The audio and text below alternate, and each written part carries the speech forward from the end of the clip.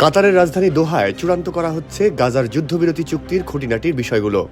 Israeli কর্মকর্তারা জানিয়েছেন, যুদ্ধবিরতির প্রথম পর্যায়টি ৪২ দিন স্থায়ী হবে এবং এ সময় ফিলিস্তিনি সশস্ত্র সংগঠন হামাস তাদের হাতে বন্দী থাকা ৩৩ জিম্মিকে মুক্তি দেবেন।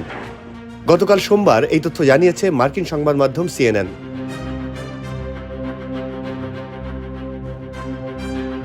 ইসরায়েলের ধারণা, মুক্তি পেতে যাওয়া জিম্মিদের বেশিরভাগই জীবিত আছেন। সোমবার এক জ্যেষ্ঠ ইসরায়েলি কর্মকর্তা সাংবাদিকদের এই তথ্য জানান।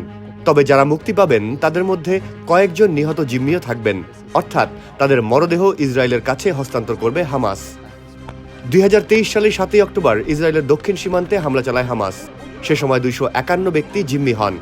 তাদের মধ্যে এখনও ৯৪ জন হামাস ও তাদের মিত্রদের কাছে বন্দী আছেন বলে ধারণা করা হয়।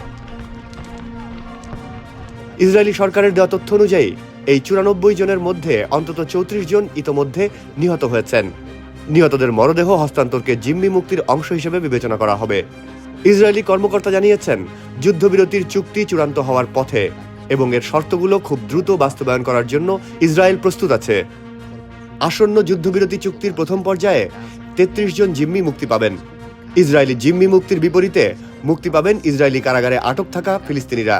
তবে যাদের বিরুদ্ধে ইসরায়েলি হত্যার অভিযোগ রয়েছে তাদেরকে পশ্চিম তীরে মুক্তি দেওয়া হবে না। তারা গাজা উপত্যকায় অথবা আলোচনা সাপেক্ষে দেশের বাইরে মুক্তি পাবেন।